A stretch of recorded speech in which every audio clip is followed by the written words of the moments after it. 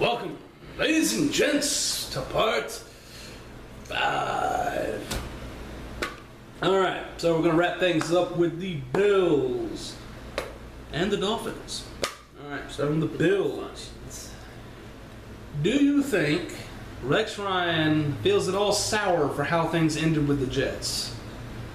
And I want to specify, when I talk about the way things ended with the Jets, how in his last year, his last chance to, try to secure his job, how he didn't have any control over the roster. He asked for, some cornerback help, but the general manager they had at the time refused to bring in anybody. And he was kind of handicapped by that, considering what his defensive style of play is. Which is oddly enough very similar to Todd Bowles.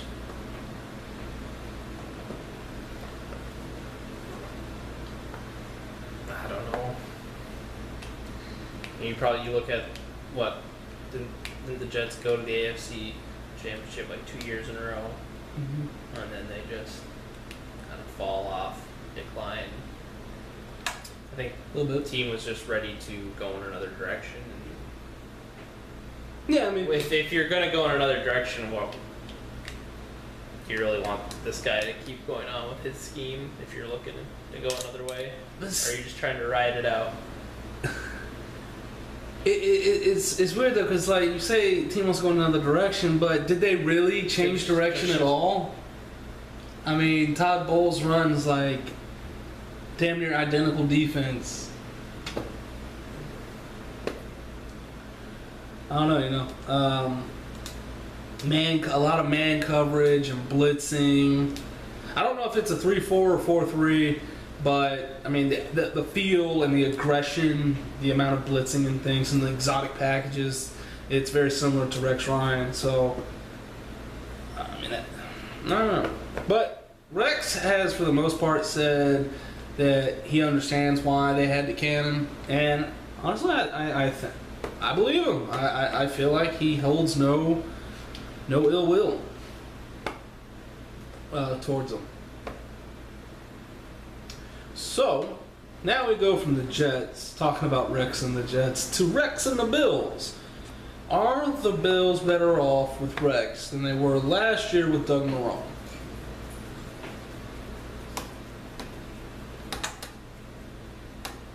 Never paid attention. What's Marrone's coaching style? Offense.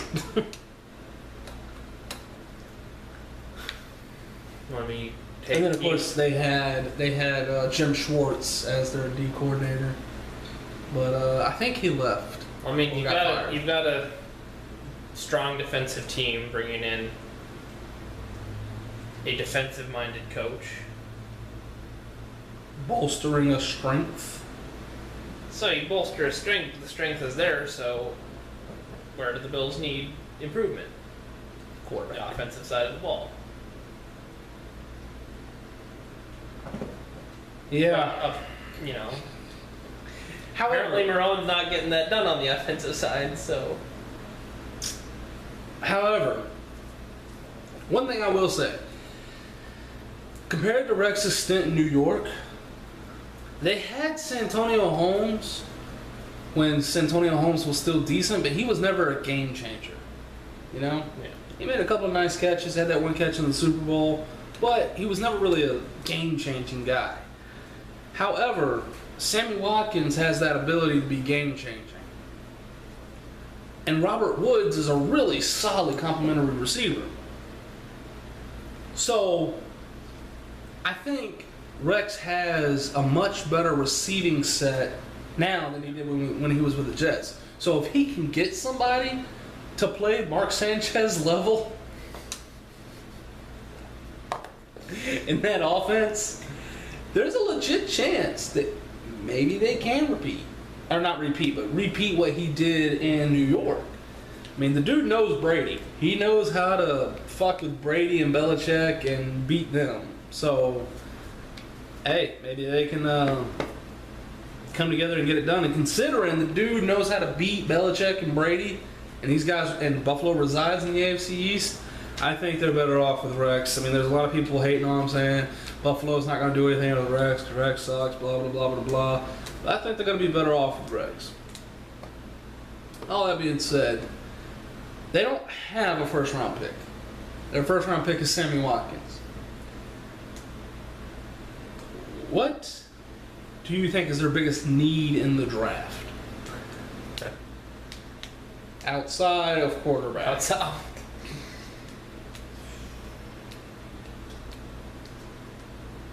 I don't know. Who do they have to back up LaShawn McCoy right now?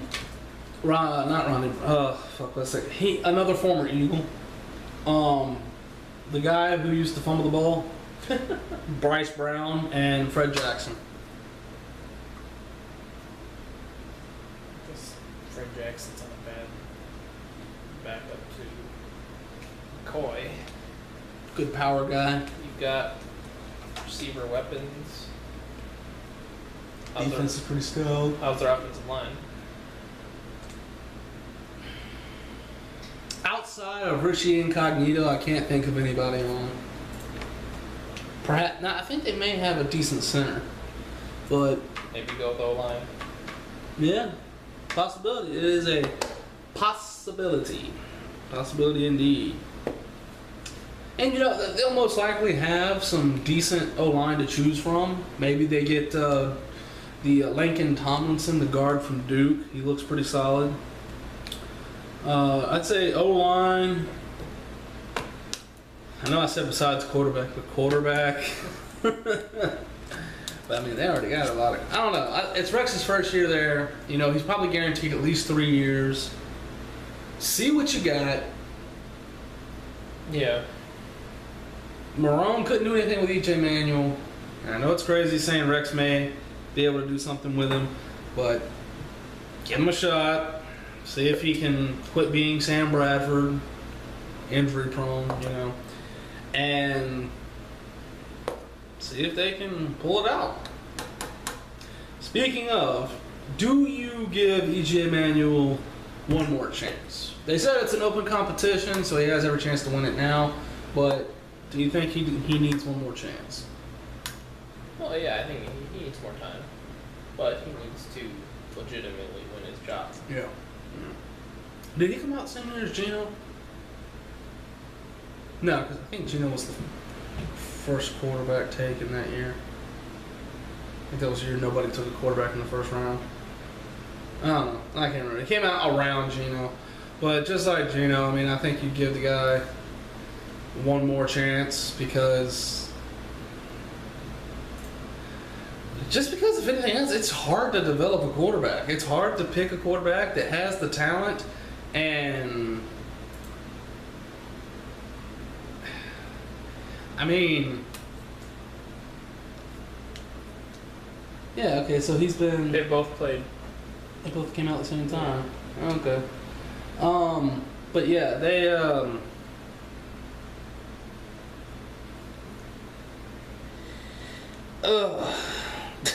it is though. It's hard to pick. I mean, just like you got Bryce Petty and you got Brett Hundley. You say you go out and pick one of those. There's no guarantee that one of those guys is going to be better than EJ. And EJ has experience playing in the NFL, so I don't know. There have been times though where EJ has flashed and he's looked pretty good. I'd say honestly that he's had more flashes than Gino. His touchdown to interception ratio better. Oh yeah, I mean he's actually had some positive touchdown interceptions. So, whereas Gino hasn't. He's had one neutral, 13-13, and he had one that was 12 and like 21. Yep. So, give EJ more time. If you're going to give Gino more time, give EJ more time. All right, lastly, moving on to the Dolphins.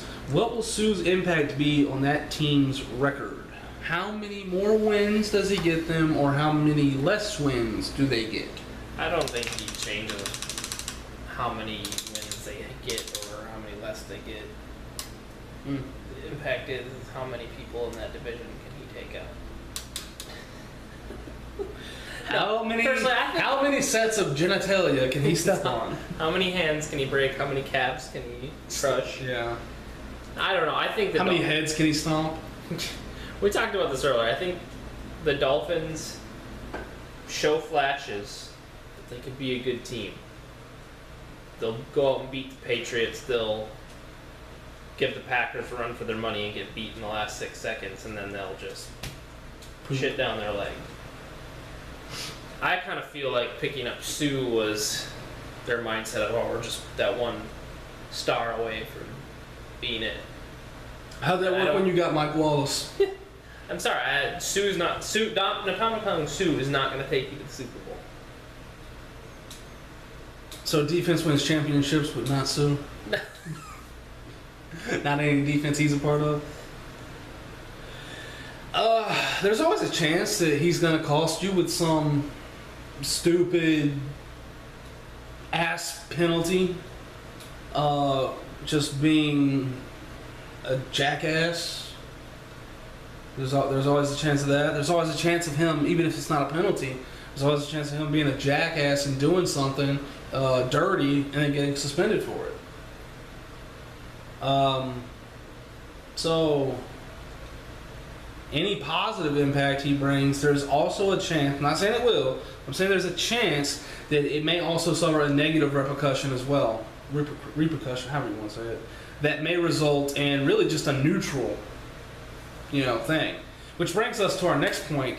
They spent all that money to acquire him, which is money taken up that they could have used to get people next year or sign other people this year.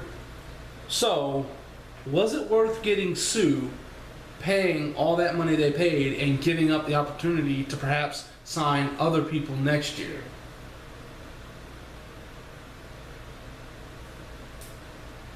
Guess we'll find out. I guess we will. How much of that big contract that Sue got will go to paying fines? Nice. I don't know, man. If he comes out and has everybody keeps comparing him to J.J. Watt, but I don't think he's gonna have that impact. Nobody can have a J.J. Watt impact. Except for J.J. Watt. Oh, no, there's one guy that can have a J.J. Watt impact. That's on the other side of the ball. Adrian, the man Peterson. Anyways. There's nobody in this era on the defensive side of the ball. Now go back. Whoa. Luke Kuechly.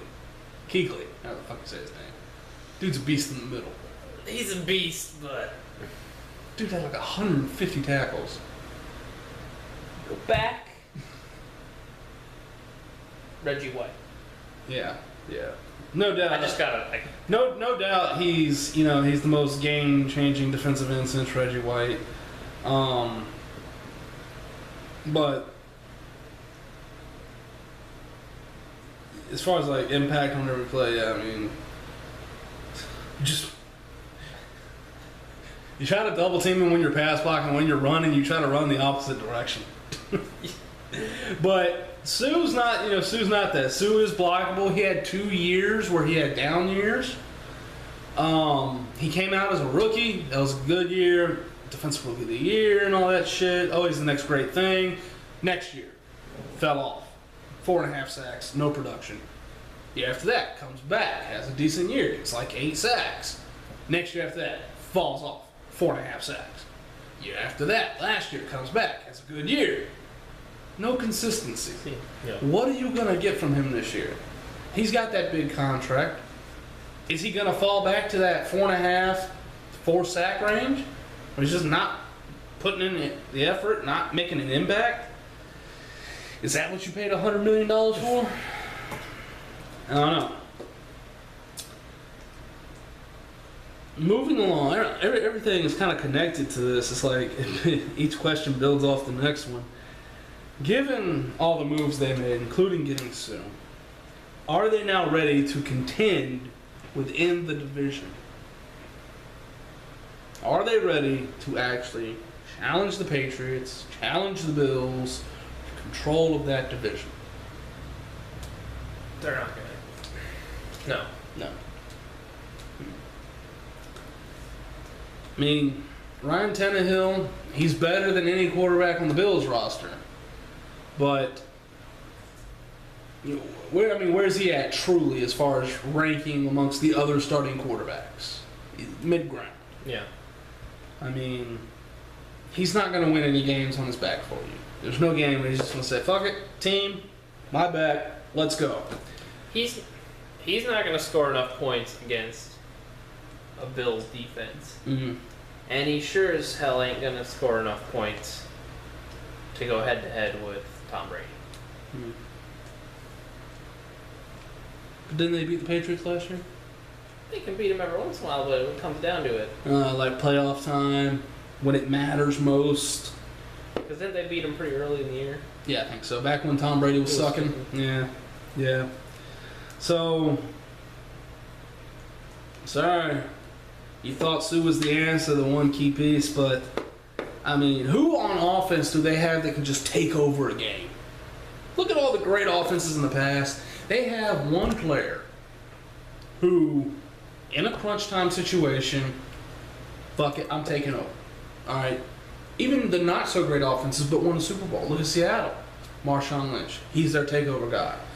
Dallas Cowboys from the 90s. Emmitt Smith was their takeover guy. All right. Terry Bradshaw from the 80s or 70s. Steel Curtain. Was that 70s or 80s? 70s? Anyways, when the Steelers were winning Super Bowl after Super Bowl, Terry Bradshaw was the guy who would just come out and just take over, make plays when it's Aaron Rodgers, Brett Favre. They were the guys on offense. Tom Brady, all right, Peyton Manning, Adrian Peterson carried the team single-handedly to the fucking playoffs. And I don't give a damn if it is a team sport. That's the one man. I'm all up on that Adrian Peterson dick today. Dick riding. Anyways, that's like the guy that's the one guy that's not a quarterback that can make the biggest impact on an offense. It's really hard for a defensive player to be that kind of a guy. I mean,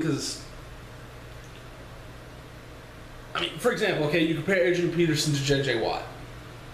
They're both the best player on their team, on their respective teams, and they both can take over a game. But Adrian Peterson took over the entire season and led them to a playoff. The first time the Texans went to a playoff, I think, was around J.J. Watt's rookie year, and I don't think they've been back since. So before he developed into that takeover player, you know, they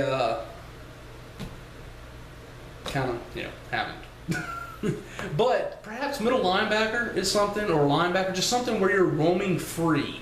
It would have to be something like a safety or a middle linebacker on defense, like your Ray Lewis, or a Ronnie Lott. Someone like that can just take over a game and lock down. Luke Kuechly, someone like that. But usually you can't ride a defensive end to a Super Bowl. But it's gonna be interesting next year in the AFC East. Lastly, before we leave and call it quits for the day, Joe Philbin, is this his last chance? And extend the question, Tannehill. Got less than a minute, so. I would say yes. I mean, Tannehill's had plenty of chances. If he's not going to get it done, you need to start looking for somebody who can get it done. Yeah. I mean, I like Joe Philbin just because he was our offensive coordinator when we won the Super Bowl. But hasn't exactly had the best track record out there in the Dolphins. And Tannehill, I mean, like I said, he's progressing, but I mean, he's not top 10, top 15 quarterback. So he's middle of the pack. And unless you have a super stout defense, middle of the pack ain't going to do it. So, with that being said, it's been another show, another edition of Attack of the Pack. Hit it, Joe. Send us out. Yeah!